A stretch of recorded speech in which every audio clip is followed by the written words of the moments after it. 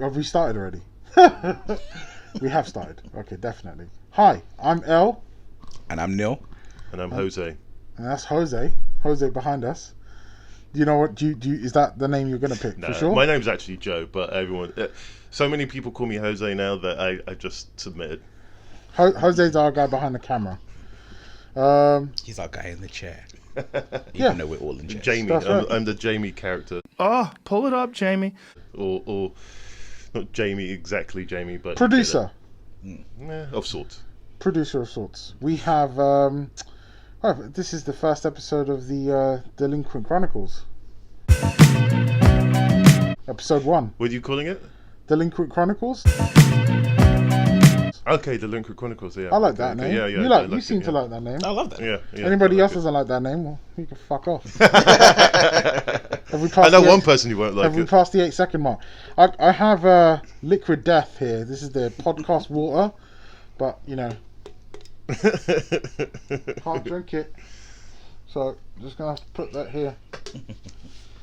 Anyway, so we've really and truly, I think we've just started doing this because we feel that other people have other podcasts. I see like Shits and Gigs out there, and as you know, Shits and Gigs have Fuhad, and we have a very beautiful version of facsimile of Fuhad. If Fuhad watches this, have a look at your facsimile version of yourself. And I just thought maybe we could do it better, and I quite like the way we do things. So I just thought I'm gonna do that. I'm gonna take this thing off, and I'm just gonna do this. You're gonna go free hand. Free hand. Free hand. So anyway, yeah. So I'm Mel. This is Neil. That's Jose, and we're here to talk some shit to you for a little while and be delinquents and chronicle it. Hence, Delinquent Chronicles. So, what do you think of HS2?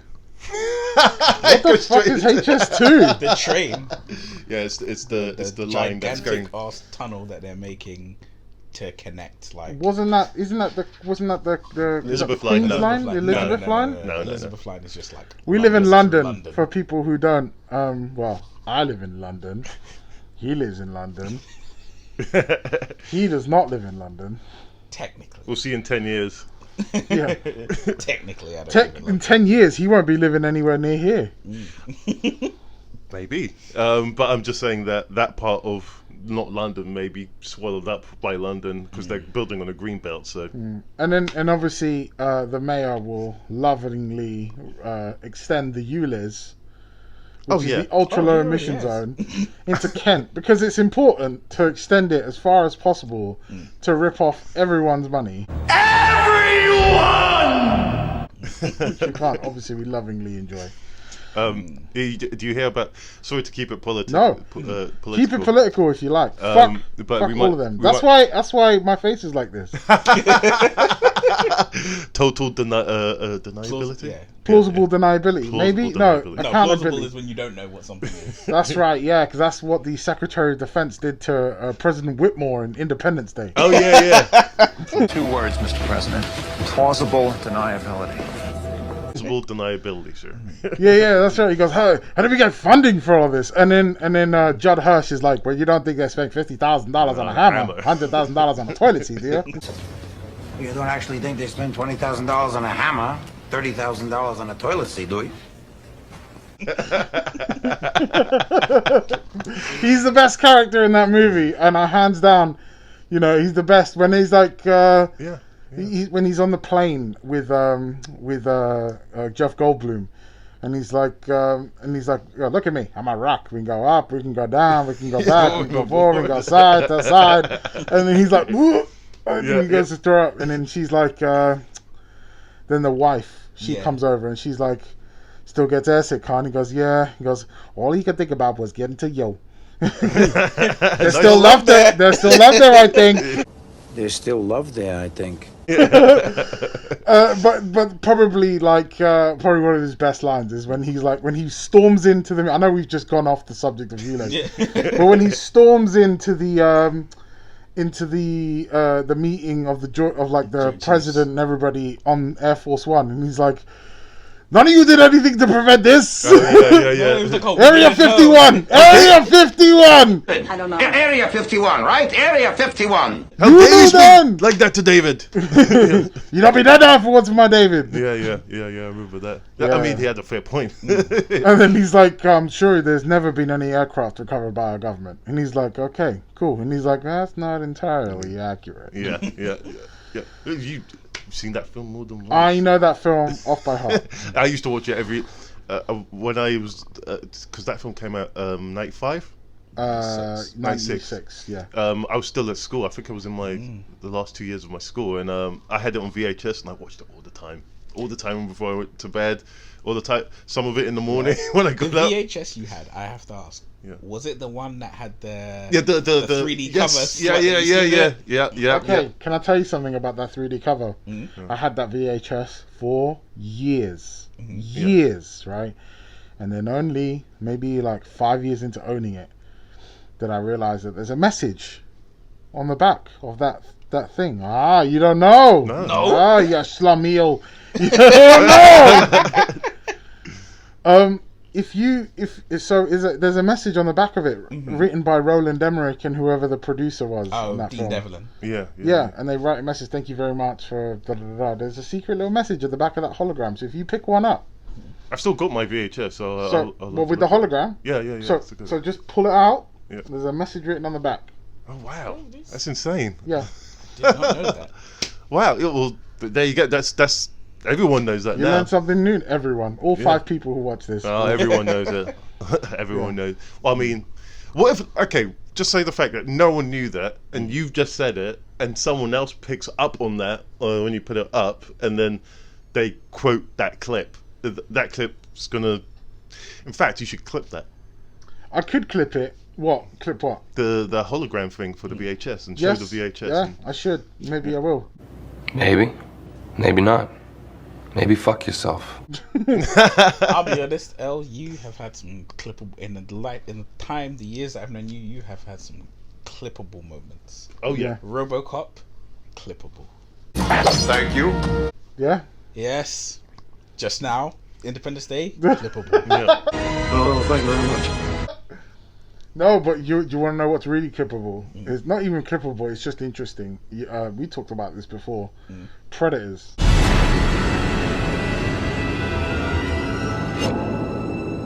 Oh yeah. Okay, so as you can see, there's a backdrop behind us.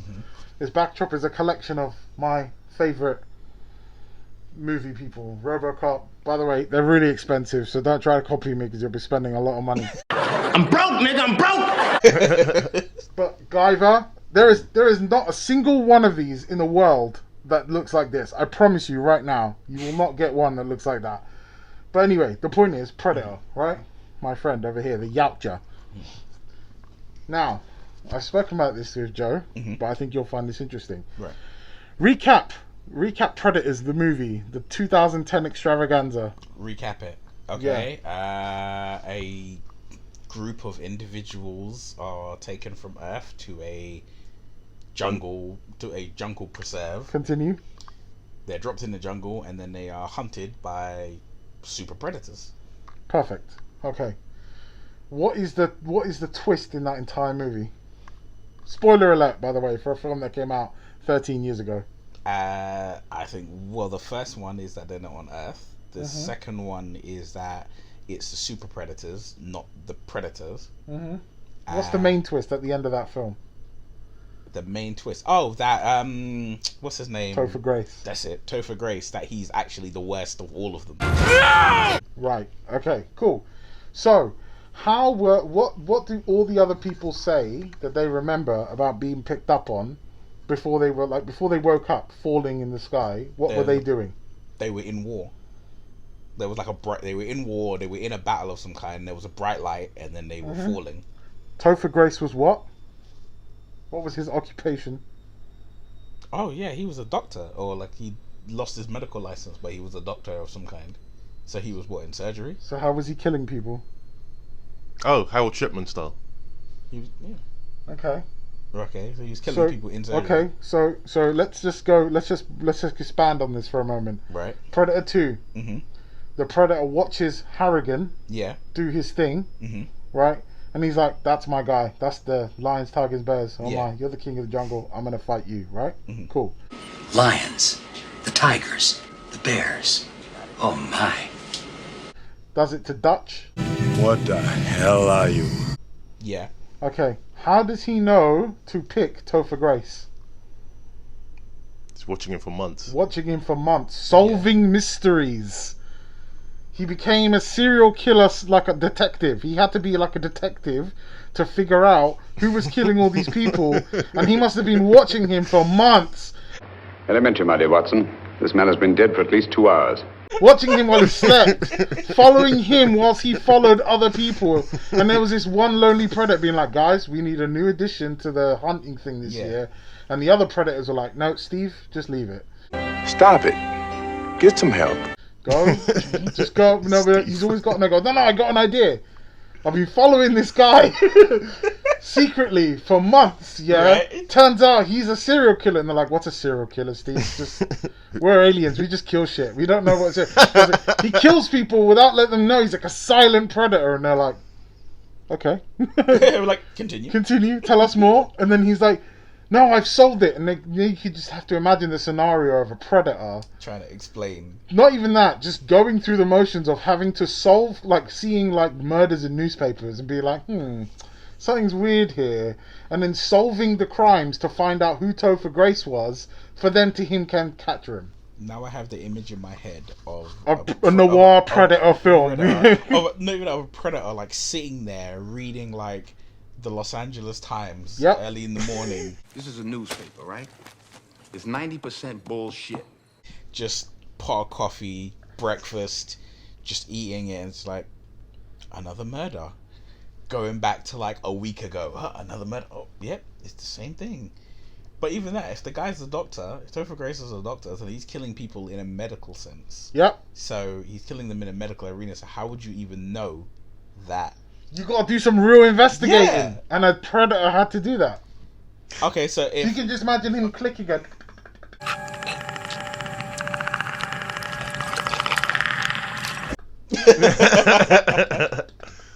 I mean, they're fairly resourceful and they seem to understand humans in the way that they're quite limited and basic. You're a basic bitch. And so, just okay, I'm going to follow this one particular. This is how he's doing it. I think it would have taken that predator following him a week to figure out what he was doing, just through. Depends how many people Topher Grace was killing. Yeah, That's a lot. I mean, he seems pretty. I haven't seen the film in a while, but just remembering Topher Grace in that film, he was very ordinary. yeah, he Compared to the rest of the group. shaman. Yeah, compared to the rest of them. Very ordinary, very and that automatically was. Oh, when I first watched the film, I knew that's something off. There's something off. I didn't know he would be that would be the twist. Hoyce, the character played by Adrian Royce. Brody, Hoyce. I thought it was Royce. I'm pronouncing it the way Hoyce Gracie says his name, okay?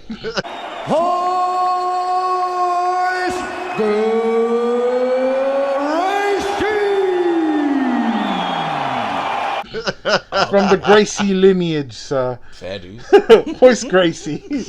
Hoyce is but you may be right. I think it is Royce, but I'm gonna say Hoyce. Hoyce Gracie. Hoyce Brody.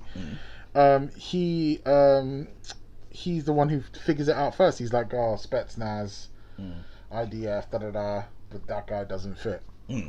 And him. They're all heavy hitters. He doesn't belong. So, anyway.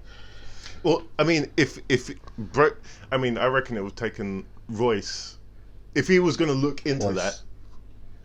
If he was going to look into that, I reckon it would have taken him not long, because he already knew that he wasn't white. So if it took him that long to figure that out, then that predator must have watched him for, I would say, at least a week, and then figured out that he was some kind of murderer, and then watched him even more, and then. But I would say, not to say that idea doesn't float, but I say the difference between them is that Hoyce voice.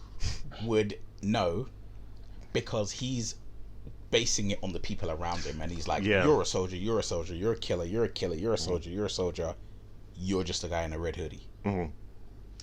You know, because remember, I mean, the rest of them, they land, with the exception of War Goggins, everybody lands with weapons. Yeah. No, he lands with weapons. No, I mean, yeah, but when I say he lands with obvious major weapons, so with guns and, you know, machetes. I would have thought the logical thing is they sent a doctor to make it a fair fight. Yeah, that's kind of what I thought initially when the film was. I was like, oh, he's a medical guy, so okay, they there. But then again, I was thinking like, but they do field medicine on themselves.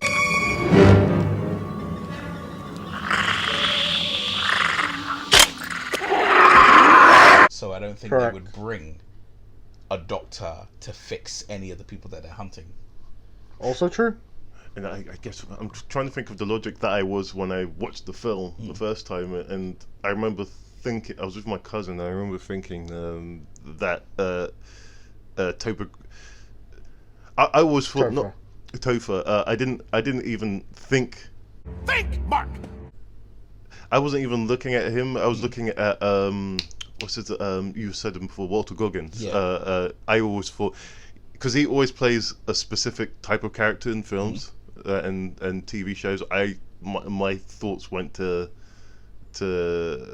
him in terms of being the deceit. I thought the twist was going to come from him somehow. Who's Walter Goggins? He's the prisoner. So, I watched because he's also in Django.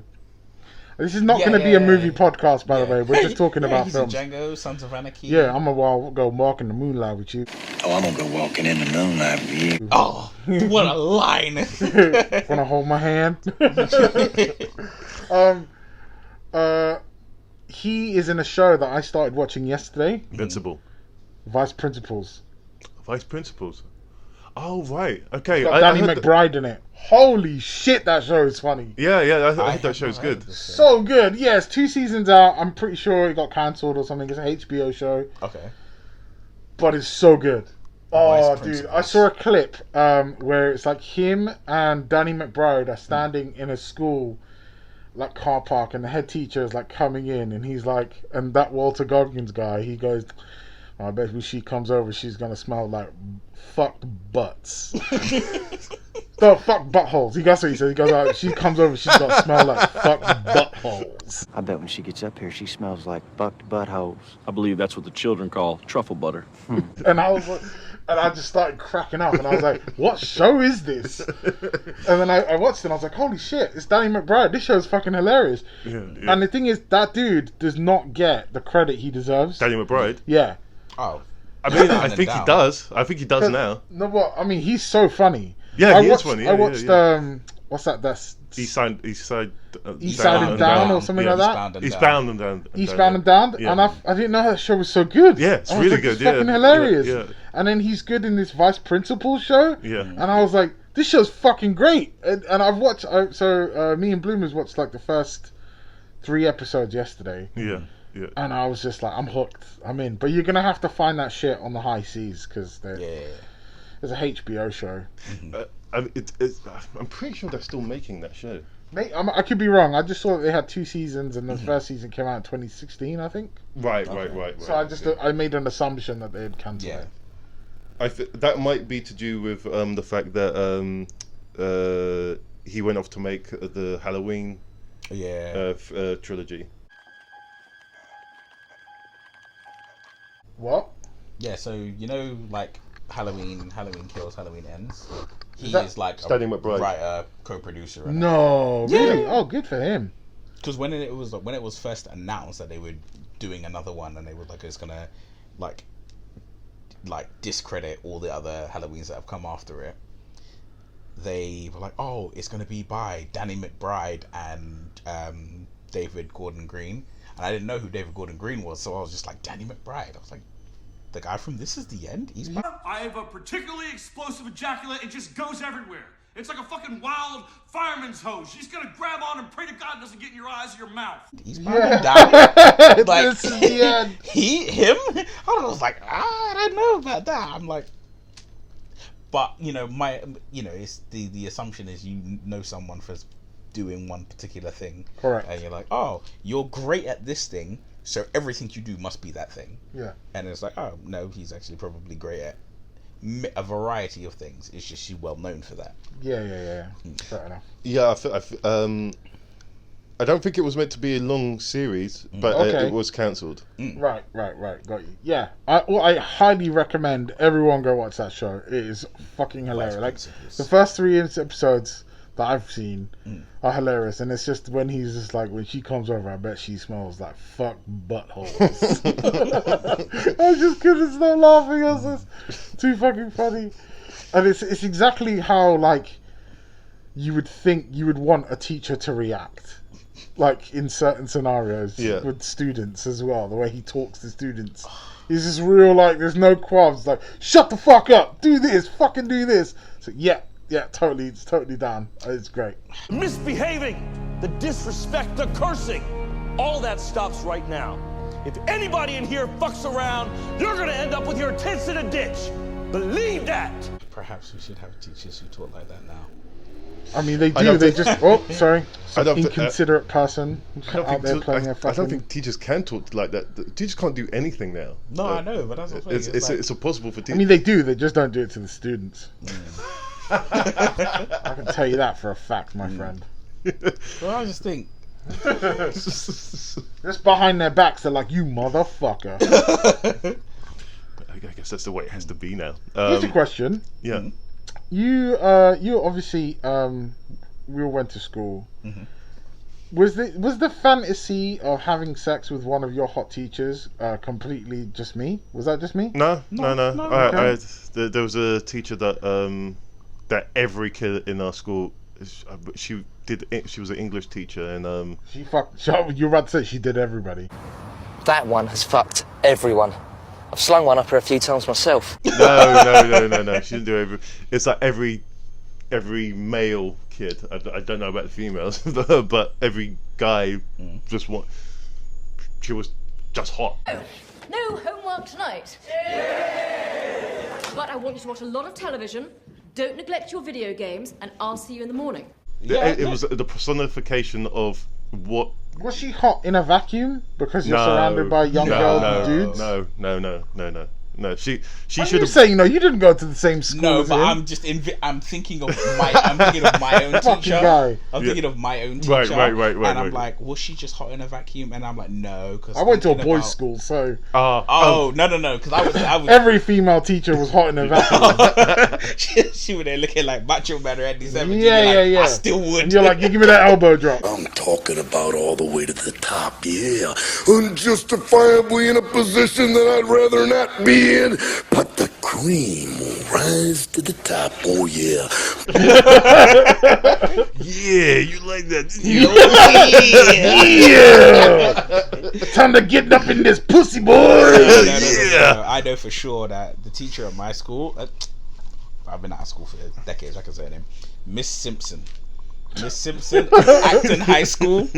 Yeah, there's like a trillion Miss Simpsons out there. I don't think her name was Miss Smith. Yeah.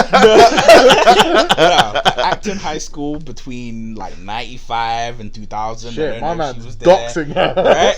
Listen, this is her address, her telephone number. No, because I'll tell you, I'm gonna break it down to you, right? So, first off, she was bad. Everybody knew she was a baddie. She was a baddie. What? Explain how she was a baddie. She was just like, for some. Back in those days in the 90s when it's like, you couldn't do much to differentiate yourself. There was no like, it's not like she was wearing like tight fitting clothing or anything. She was just like a 90s teacher, very academic. Mm-hmm. But she just was clearly not, my first sex teacher or nothing, right? And she was just hot. She was just good. Did you just make a porn reference there? My first sex teacher. I did make a porn reference. I actually have another suggestion, which is another natural remedy that would heal it in a day. day. See, that's more of the medicine that I'm, It's a little different, but... Congratulations, sir. She was just a hot teacher, and how I definitely knew that she was just a hot teacher was two main things happened that was like, okay, the stamp of approval. The first was she was hot. When you know, like kids break time, lunchtime, playing football, balls, you know, errant balls are just shot everywhere, right? And teachers would get hit in like the back of the head, the face with a football. Oh! And people would just be like, ooh, and laugh about it.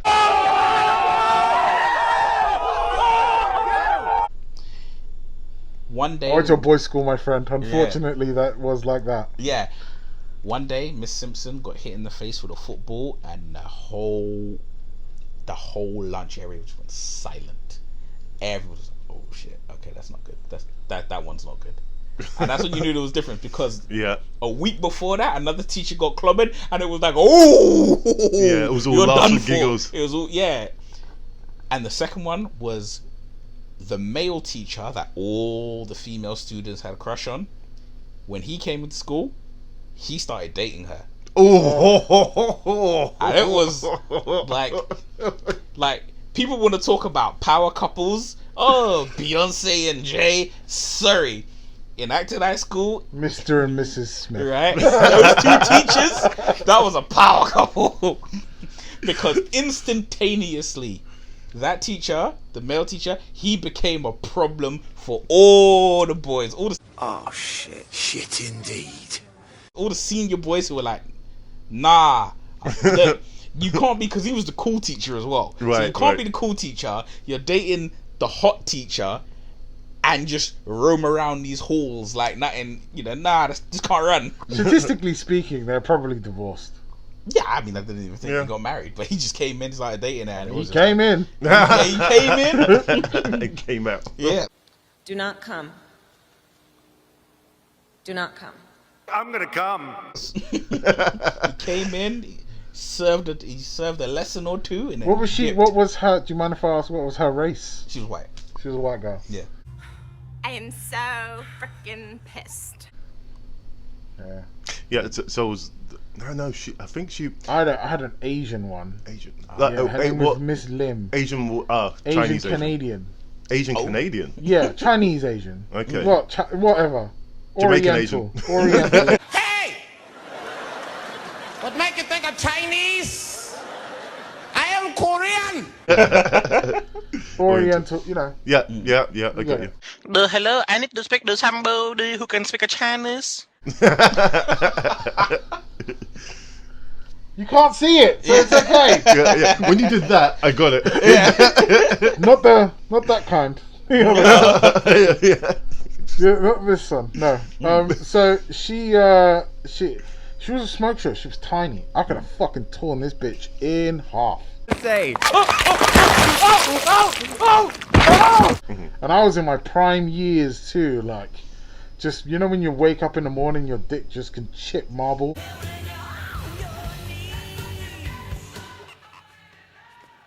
Oh my god, do you get free refills with that? You wake up with those erections that you're just like, oh. You think it's a problem? Huh? Shit, I've got a problem. It's like it's not more than wood. It's like more than granite. So I mean, you're just chipping marble left and right. You could Fucking forge the a inner sword lining on of the your side of cock this is thing. made of quartz. You're just good to go. And you're shooting loads. Back to back. I remember how I used to fuck when I was younger versus now as a parent and shit. I used to be like, bang, and then I was good to go right afterwards. I was like, you want to go again? It's still hard. Now it's just done. Now it's like a heavyweight boxing match. 3 minutes. Dude, big shot from Tyrone Spong. Floors Michael Duke. Michael Duke is in big trouble here. His eyes are crossed. He just ate. Oh no, this fight's over. He's not getting up. Had your hour. I'm joking. Yeah. You 3 minutes, 1 round. Yeah. That's a one round thing. But anyway, Miss Lim, yeah, I'd have torn her apart. She was Canadian, she was Asian, like Oriental Asian, and I've always had a thing for Oriental Asian ladies. No, you just said Oriental, right? Oriental. You said Oriental. Did I say Oriental? I said what I said. I stand by it. I said what I said. We'll find out when we watch it back anyway. I said what I said, and I meant what I said. He cold. Oriental. Oriental. And she was a smoke show, man. And but then, like, I think, and I remember I was talking to her, and I was kind of like trying to give her the riz, and it's just not gonna happen. But I thought I could do it. You know, when you're them ones when you just think you're like, yeah, I got this down, and you didn't realize, like, no, there's a whole structure in place that stops this. Yeah. Part of it being like, you know, prison. She'll go to prison. She doesn't want to go to prison. You're going to jail. You're going to jail.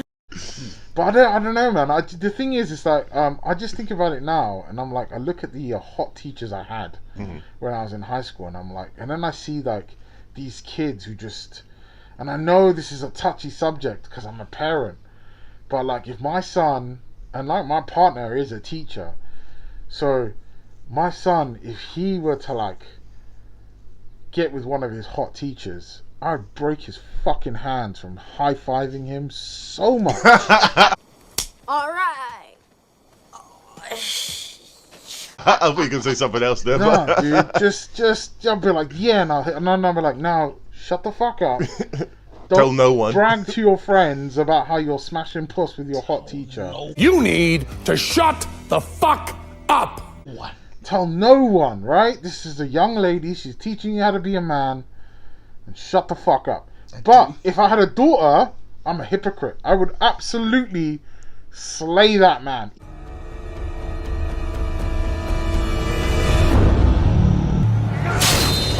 Even if it wasn't my daughter, if it was somebody else's daughter, I'm the like, fact you know it's happened. Yeah, I'm killing you. You're dead. You are going to pass on to the other life. You know, and it's just, I guess it's a penetrating thing. I don't know. It's a thing. You're just like, as a man, I feel that we may not mature sexually, mentally, because we're dumb, but I feel that we may get to the point where we're like, you know, ready to bust loads into pretty much anything. Like, I think women don't understand that. Women don't get post-nut clarity. No, they don't. They don't understand what it's like to like bust your nut and then your biology is telling you to go to sleep. You know, and your biology is saying like, or not be there. Yeah. Or leave immediately. Yeah. Ejac and evac. See you, chump. Just bust and load and go. So yeah, women don't understand post-nut clarity. They don't get that. For them, when they come, for those who can make women come, for when they come, you know that they're like really emotionally attached to you. They're like, oh yeah, and then they kind of get, they enjoy it. It's a very cuddling, enjoyable moment. Ask my wife, she'll tell you. Nice. You can't see me wink, but yeah, if you're not, if you don't do that, then you know, if you like most yeah, sorry. So when guys come, we're really like, oh yeah, and then this fucking haze disappears from you, if that makes sense, and then you can realize, you see everything, you see the Matrix.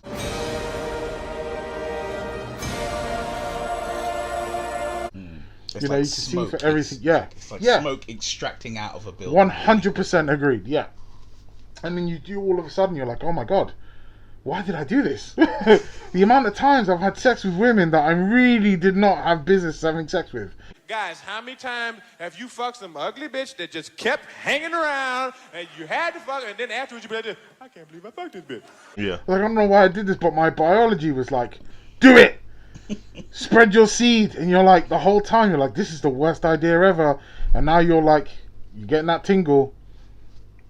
You're ready to mingle, you know? I mean, look, it's a. I don't think that's a problem that's ever going to go away, especially in guys. But just looking at the way the world is now, no one meets each other anyway. So, but you know what? I have to say, going back to what you said about teachers and students, right?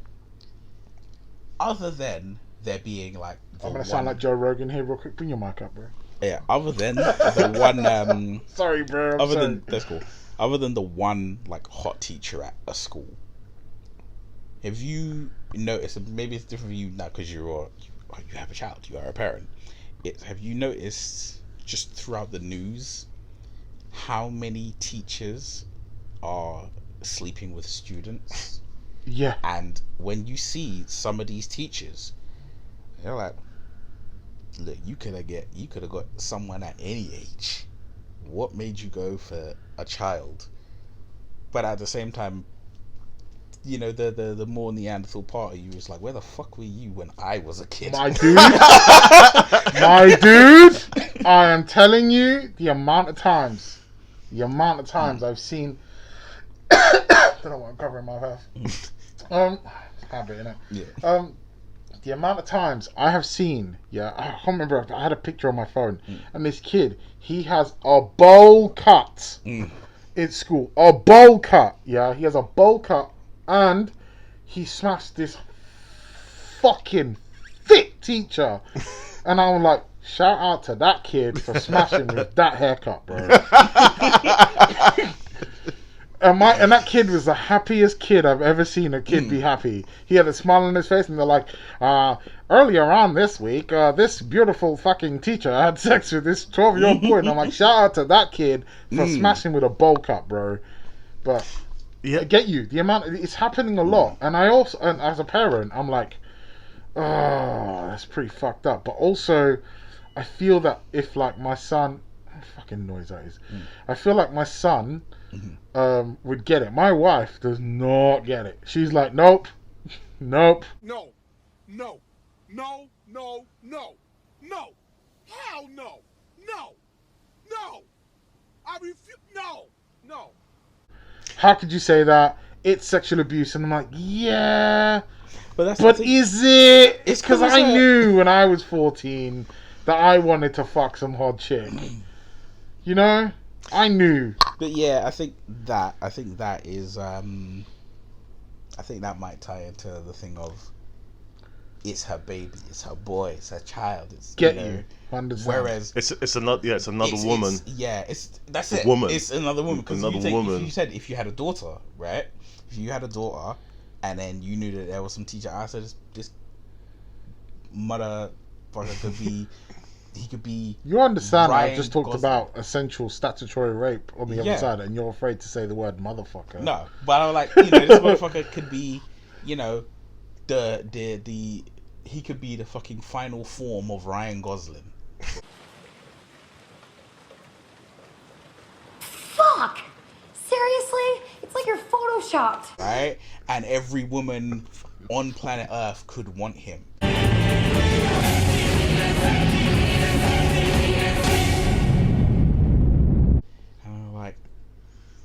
You penetrate anyone in a school uniform, you're dead. Yeah, you're 100% gone. agreed. Right?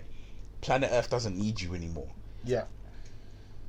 But at the same time, you think from a male's point of view, thinking of your boy, and you're like, we all know the struggles of being an adolescent boy, and it's like you're trying to get some, but you can't get some. That whole raunchy teen film genre of like American Pie and Road Trip and all of that. We must make a stand here and now. No longer will our penises remain flaccid and unused. Stuff was geared towards, we know what that pressure is like when you will literally fuck anything. The whole nut into a sock, or Did you ever do that? No, I didn't personally do it. No. I think that's more of an American thing. Yeah. Because I was busting nuts on walls. Yeah, you just. Sorry, but I just love turning to the side. You ever quiet wank? You ever did a quiet wank? There's no such thing. Yeah, it is. Quiet what are you talking about? There's no such thing. Yeah, what do you mean a quiet wank? Quiet wank. You know what a quiet wank? I don't know what that is. I'll tell you what a quiet wank. Quiet wank is when you're just like, maybe there's a parent in another room. Nah, I can't do that. And then, you're above me. And then you're just like this. Quietly, just saying nothing, taking deep breaths, just deep, slow breaths, and you're just.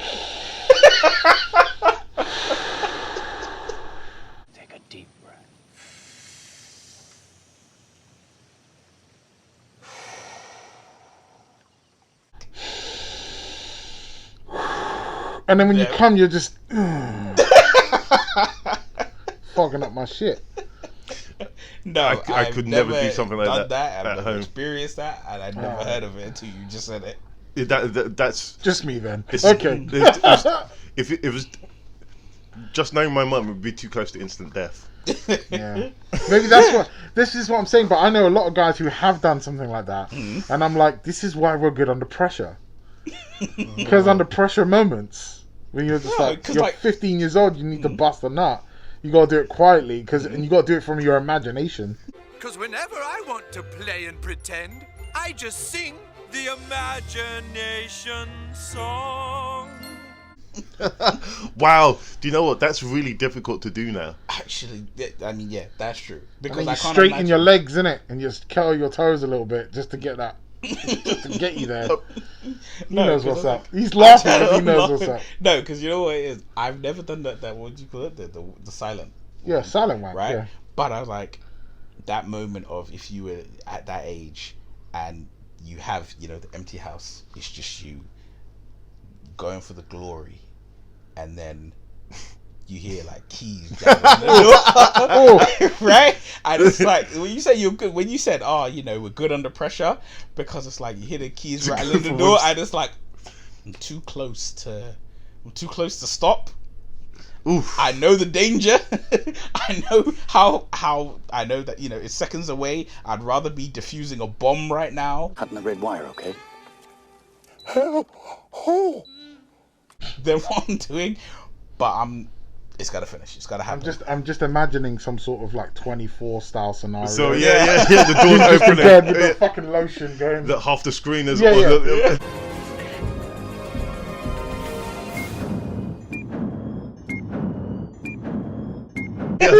just seeing the timer. And his mom's just like opening the door. You're just hearing the keys jangle before they hit the lock. And Or like Ferris Bueller kind of thing, when he's like running across and to get to bed, and the key, his mom's like, the keys drop, and she's picking him back up, and meanwhile he's like, hit turbo drive on his wank hand.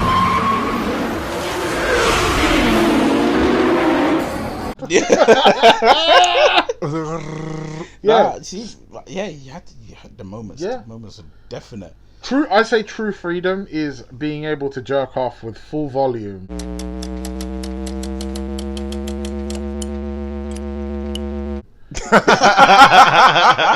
And not have to have a headphone in or worry about... See, these youngsters, they don't get it, right? Wireless when I was headphones, young, when I was iPhone. younger, I had to rewind the tape back to the bit where my dad had finished jerking off, because that was the porn that I was watching. I didn't have my own porn because my first porn was VHS that I found that belonged to my dad. So I'm jerking off to the same part my dad is jerking off to, and then I had to rewind it to that part where he had just busted his load so that I wouldn't get caught. I mean, that's a conundrum. They don't know the struggle. They don't know the struggles. They don't know the struggle of finding porn in the woods.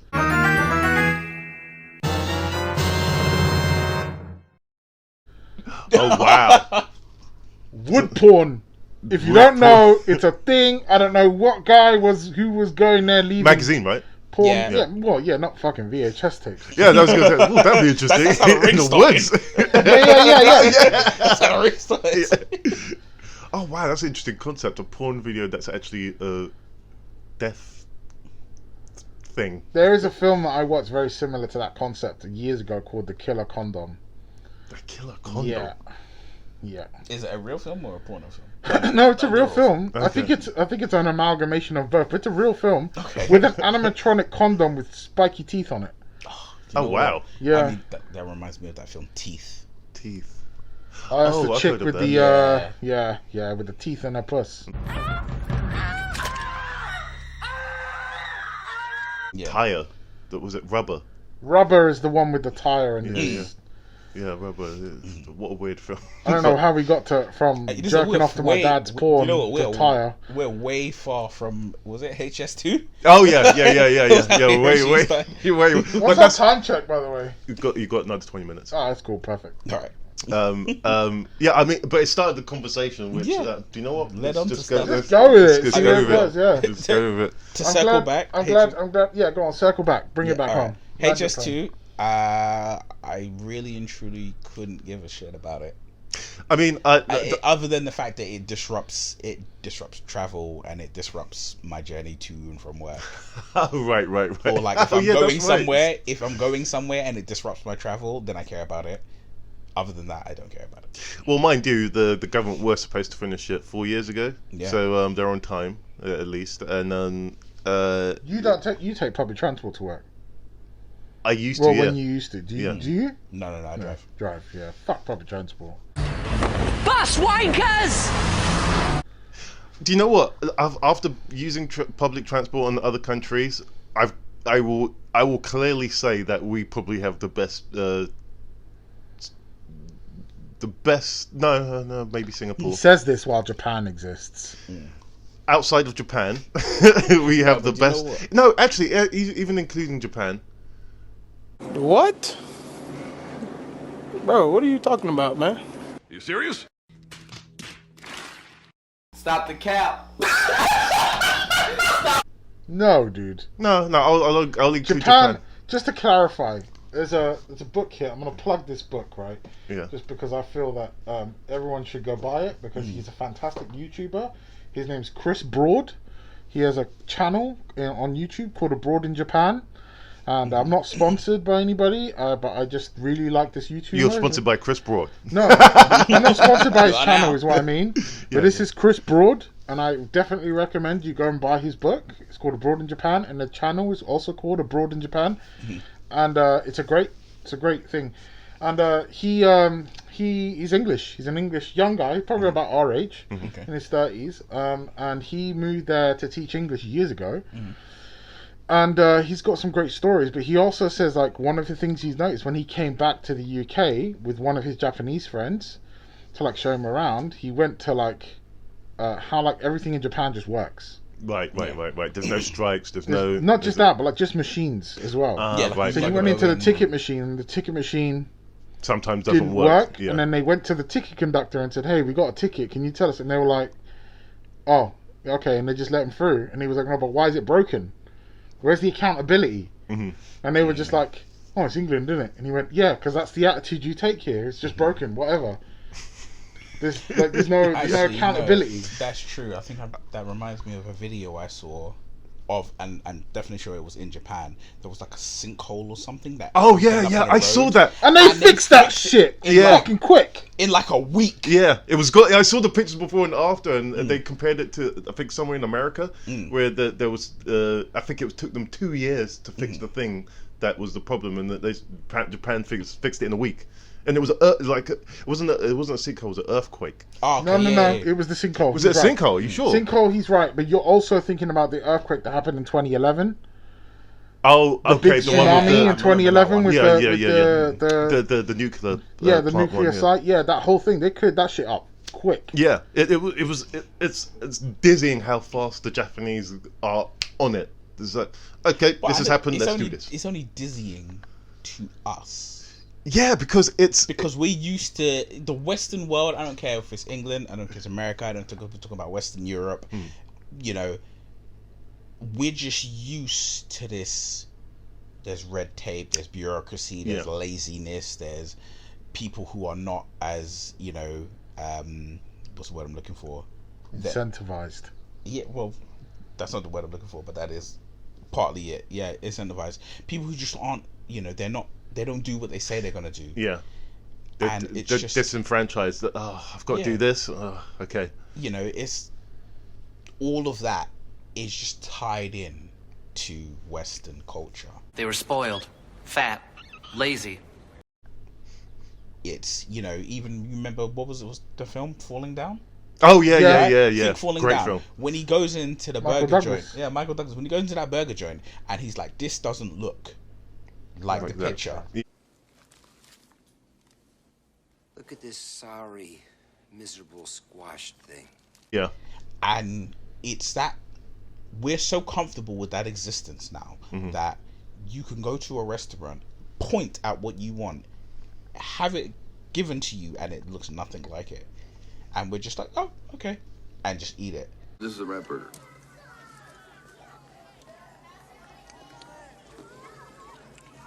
Not bad.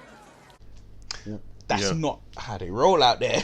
No, that will give to the. I mean, look, the only reason I brought up the transport systems because I've been to, as I said, I've been to a few places now, and an hour and 20 minutes for for frequent travels. Like, woof, that's.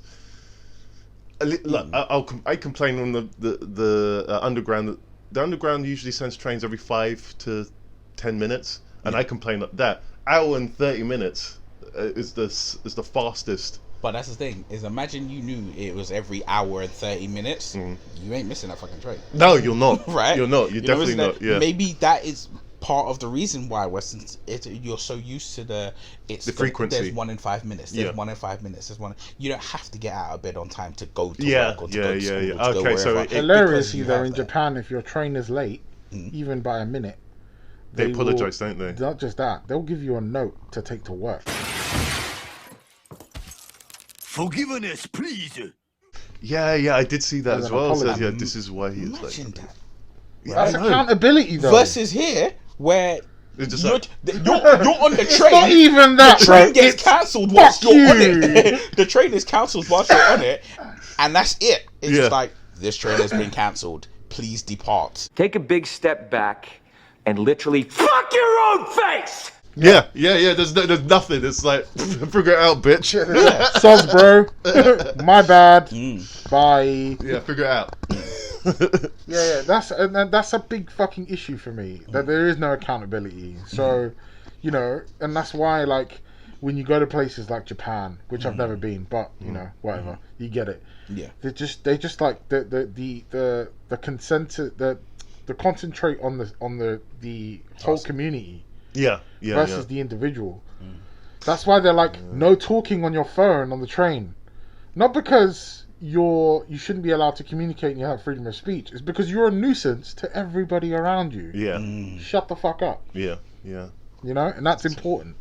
And I wish, don't get me wrong, I've heard some amazing conversations take place around me on public transport. But at the same time, I just wish you'd shut the fuck up. Shut the fuck up! And that's why I feel like the emergence of noise cancelling headphones has really helped people on their public transport journeys. I'm just glad I don't have to get public transport in any capacity. I'll say it's also super expensive. In the UK, fucking ridiculous. I don't live too far from the Science Museum and the Natural History Museum. And I'm only like 3 stations away from London.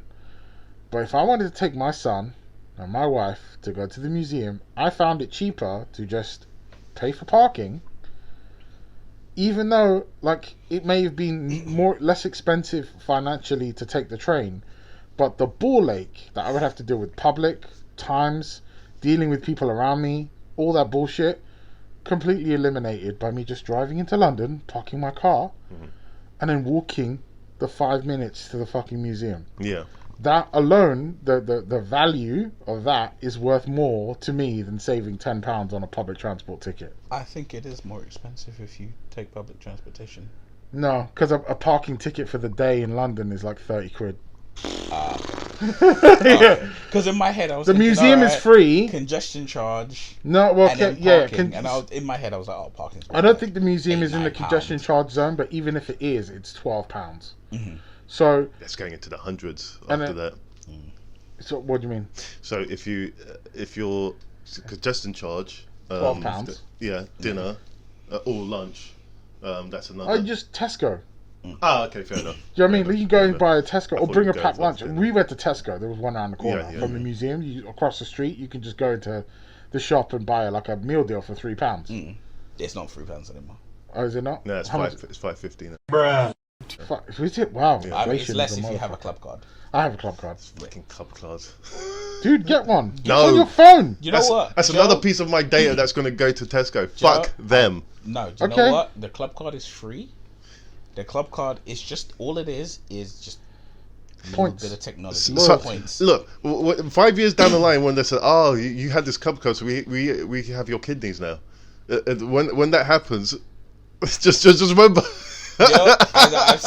I've said it You several have two times. kidneys. It's okay. Yeah. I've said it several times. When the big companies decide to, Cash in on dissolve the government and run the show themselves. Yeah. I was like, okay, but when you decide to come for me, says I'm not going quietly. As long as we're aware of that, and so you can bring your team. Yeah. As long as you're willing to not go back with the same number you came with, Yeah. it's alright. This is where we fight! Right? I have no illusions that they are going to beat me. Mm-hmm. They just ain't all gonna beat me. And as long as they're aware of that, and I'm aware of that, taking a few, you win. Yeah, you know. I think it's the greatest line I've ever heard ever is from Doctor Doom in a Fantastic Four comic where he says a massive army is coming and he's the only one left. Mm-hmm. And he just says to the army, he says, "You may take Doom to hell, but just know I will have company." And I was like, my man. It's like, my man. You know where that comes from, right? No. Where the whole idea of that comes from. It comes from Genghis Khan. Huh? Genghis Khan. No. Further back, actually. Alexandria? No. I imagine it was King like... Leonidas.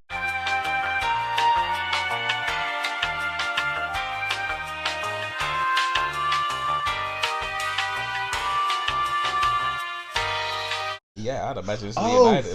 Oh, right, yeah. So when the Persians came, they sent a messenger to Sparta, and they said, it said like, if we have to come and do this, we will burn, we will parchment, all this bullshit. And he sent a letter back with the messenger, stabbed it in his back, and all it said was one word: if. Yeah. What a G, bro. That's a ball of Balls move. of steel. Yeah. You know what it is? If. You know the biggest joke of that when you say you bring up Leonidas, right? Is by the way, I say Leonidas. I don't know if it was actually Leonidas, if that was the name of that king at that time. Yeah, I think it was. I could be completely wrong. Or his I just brother. know that story exists, and some dude went if, and I'm I pretty sure think it was the Leonidas. Spartan I army. think But it was Someone will Spartan, tell you in the it was comments. Leonidas, right? Yeah. Is the fact is people know the film 300, right? Zack Oh, right, Snyder, right. very artwork. It's based on the Frank Miller comic, and everybody loves it, and they're like, oh, but that's not what history is like. Mm-hmm. And yet, if you talk to historians who talk about the Spartan army, not necessarily just those 300 Spartans, or The Spartan Leonidas, army is as just a whole. Sparta and they say that's what they were like. Stab the message in your back. If we gotta do this, if if right. That's it's just such a ball just of move. stab it into the messenger and shit. Just like put this in his back, send him packing. What was it? It was something. It was like close to blasphemy to hurt a messenger. This is blasphemy. This is madness. That's why the whole phrase "don't kill the messenger." Yeah, because yeah. it was supposed to be almost blasphemous to injure a messenger. Yeah. And he was just like, "I write the message out," and he pulled a freaking Arnold Schwarzenegger in Running Man, and just like, yeah, if make sure I get a copy. Don't forget to send me a copy. Gone on your way. Do you know one of the greatest work? So I randomly came across this podcast, right? Like, so it wasn't a podcast; it was like a talk, right? And this historian, I don't remember the name, and I'm really sorry, but I'll link it, right? It is probably the most interesting piece of history I've ever learned in my entire life, and it's about this guy called Ibn Khalid Whalid, right? Something like that, yeah. Again, I'll link it at the bottom, but this dude was like Persian army shit, yeah. One bad motherfucker, this guy, yeah. He one of the stories that they say is what he would do is he would go into battle. He was like a general, and he would offer out his arm. You know, like armies turn up, right? Yeah. And then they have a conversation before they fight. So he would turn up with his like generals and shit, and then he would offer out the general of the other thing. He'd be like, "We're here to pillage your shit and fuck you guys up." And the guy would be like, "Is it?" And he'd be like, "It is. How about me and you? We have a little one-on-one right now, just to sort of do this thing, right?" Yeah. And because he was an experienced warrior, and he knew that the kings and whoever who was he was challenging ain't experienced, Right. he could fuck them up and demoralize the army before the fight even starts, right? Wow, that's Sinsu. But hold on. So he that was his MO. He would go there and he would do that to people and fuck up. By the way, completely undefeated, died undefeated in battle. Wow. Actually, no, that's incorrect. He got defeated once, and and it was his first command, and it was only because they were already losing, and he was retreating, and his army was retreating, and the general promoted him to general in the middle of the army, right. in the middle of the fight, Yeah. whilst they were already losing. And that was his first battle, and since then he never lost. He died with like completely undefeated in battle, right? So if he walked into battle as a general, if you count his record as walked into battle as general, undefeated. Yeah, and this dude, he went in, he'd go out and do that to people, right? Knowing that he was gonna fuck them up, knowing he would demoralize the other army. Like, I killed your general. What do you think we're about to do to you? And he was one of the only like leaders that would fight himself, right? So he fucking did this cool thing where he would do that, and then one other dude, like who they were gonna go to, again, don't quote me, I can't remember the names, but it's in the thing I'll link at the bottom. He was like, yeah, I know his MO, so what I'm gonna do, I'm gonna bury a bunch of my guys in the sand with straws sticking out of the ground, like 12 dudes, and then when he offers me out, I'm gonna do that, and then my guys are gonna jump up and we're gonna kill him. I don't think you have the facilities for that, big man. Obviously, we know that didn't work. Let me tell you how it didn't work. So he kind of figured out where Abner Whalid was gonna like challenge him for this fight. So he, like the day before, so he sent his guys, buried him on the ground, put straws in the sand to make it look like reeds so that they could breathe. Sure enough, that happens. Abner Khalid goes, yeah, cool, let's do this. The guy goes, alright, bet. Jumps down off his fucking horse. They're about to go up. Bunch of dudes jump out the sand, like 12 guys. Jump out of the sand to try to kill Abner Whalid. Abner Whalid's cousin is part of like his general crew, right? Who came with him to have the conversation, right? Like on his side, right? And his cousin's like, nah, bro, I ain't having that. He jumps off his horse, and both him and Abner Whalid killed the 12 guys. Just slayed all of them, bro. That one there was a violation. Personally, I wouldn't have it. Oh shit, that's fucking amazing. Balls of steel, this dude, right? And they have never made a movie about this dude. History has not made a film about this guy. A film of value. Right. Of substance that should be made. Yeah. Never been made. Well, you better hope Netflix don't get a hand on it then. I hope so. I want them to. I'm going to show you this thing when we finish this podcast. I'll show you a clip of it. But I was shocked. I was like, how have I never heard of this guy? And he just slayed puss in every battle. Yeah. I mean, that's a ball. I guess that's the equivalent of being good at football. Yeah, dude. No, yeah. You know what? That freaking what you just said, right? I don't know why, but it's made me think of when we were all kids. You remember, like a school fight was a what, school v school or just you? No, just like you in your school. A school was like you as a student versus another student, right? You know how it was like there was rules to it. Remember, no rules. Right, it was like, okay, it's after school, you're gonna find an area, usually a local park or something near to the school that everyone could get to. You have the arena arranged, right? And then you fight, and then it's done. And it's just making me think, like, do schools have that anymore? Because I don't believe they do. No, I think we're so wrapped up. Yeah, I think we're so wrapped up now with cameras and people just having to have weapons because they've got balls the size of freaking raisins, and then they get them chopped off. Because of the agendas. But that's the thing. I won't it's say like, which ones. Yeah, but you know. It's you think of it like that. Like, what happened to that almost code of honor? Yeah. I mean, honor doesn't mean that. If we were in Japan or an Eastern country, that would be more of a thing.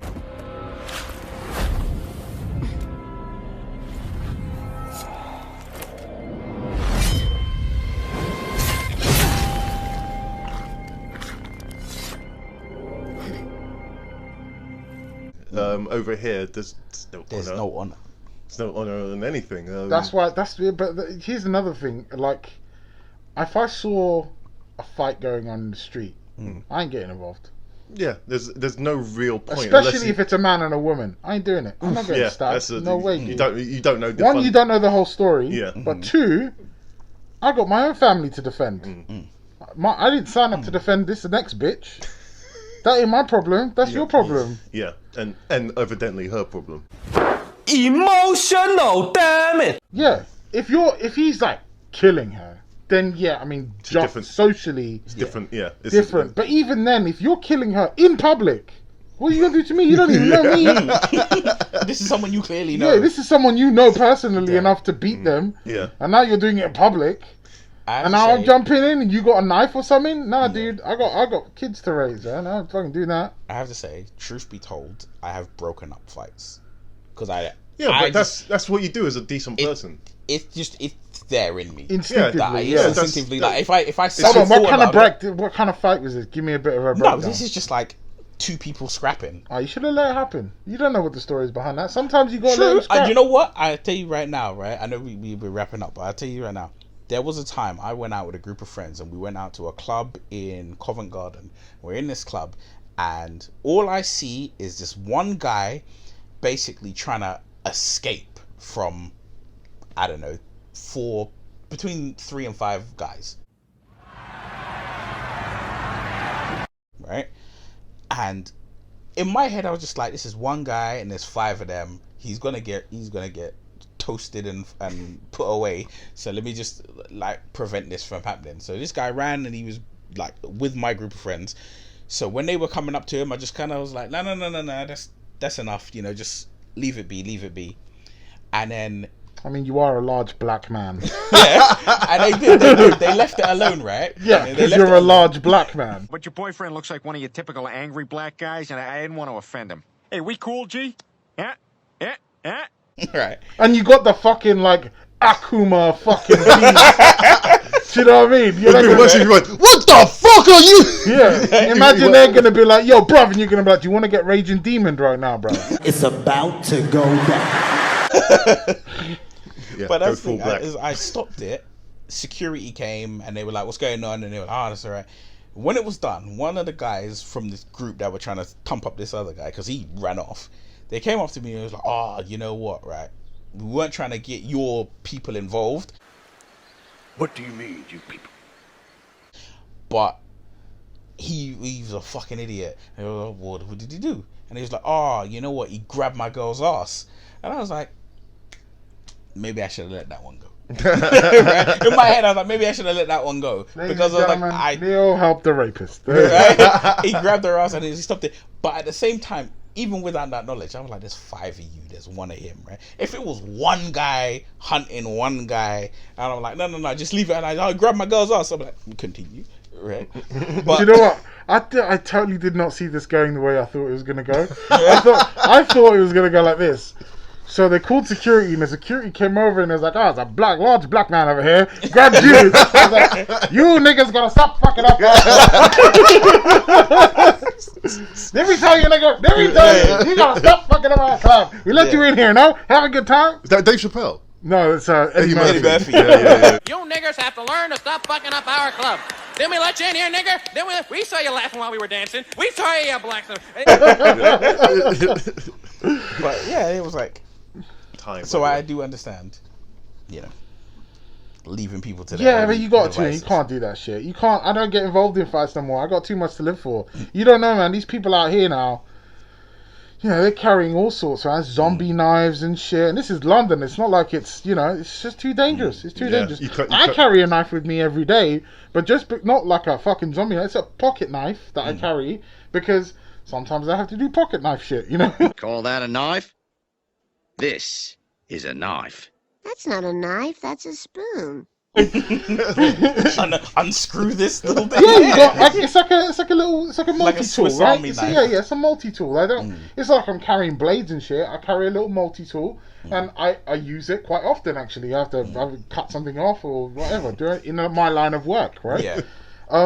But I don't walk around with a fucking huge knife going ready to stab people and stuff like. And that's some of these kids. They don't understand the impact of that kind of behaviour, you know? No, they don't, because they haven't been through a real life consequence of someone dying in front of them or consequences. being, correct. You are 100% correct. Yeah, it's a. I remember, this would be a small thing. My mum warned me very closely. If you end up in trouble, it's over for you. As being a black skin, it's over. So if you by all means get in trouble, but just realise it's over. Yeah.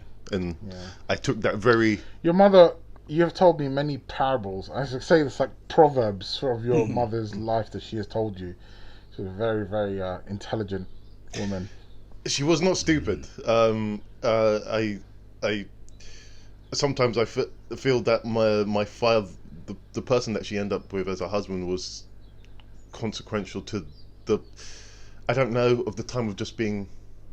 You needed to be with someone, or... But anyway, we don't know what was going through your mother's mind, but all I'll say is just from the past few months that we've been talking about your mother's knowledge that she passed on to you. She seemed like a very knowledgeable and wise lady. Yeah, I mean she could see what was. She understood a spade was a spade. Do you mind if I ask you? I don't even know. I just know you only ever introduced your mother to me as Mrs. Buchanan. Oh, right. What's your mother's first name? Shirley. Shirley? Yeah. We're going to dedicate this podcast to Shirley Buchanan. Oh, wow. This is the first podcast. Delinquent Chronicles, Shirley. You just had to hear about my dad's porn. Having sex with teachers. Yeah. But we'll bring it full circle because we're still going to dedicate it to Joe's mum. I appreciate that, man. Thank you. Passed a lot of knowledge on to you, man. I think she would laugh about it, actually. Yeah. She'd laugh. She'd be like, you lot are going to hell. No, just you fat motherfucker. And on that bombshell, I've been Elle. I've been Neil. And I'm Jose, also known as Joe. Joe. AKA Joe. Yeah. We love you loads, and we'll see you on the next episode of the Delinquent Chronicles. Peace. Bye. Bye. Yes, I am hopeful for today. Take this music and use it. Let it take you away. And be hopeful, and he'll make a way. I know it ain't easy, but that's okay. 'Cause we hopeful. Yes, I am hopeful for today. Take this music and use it. Let it take you away. And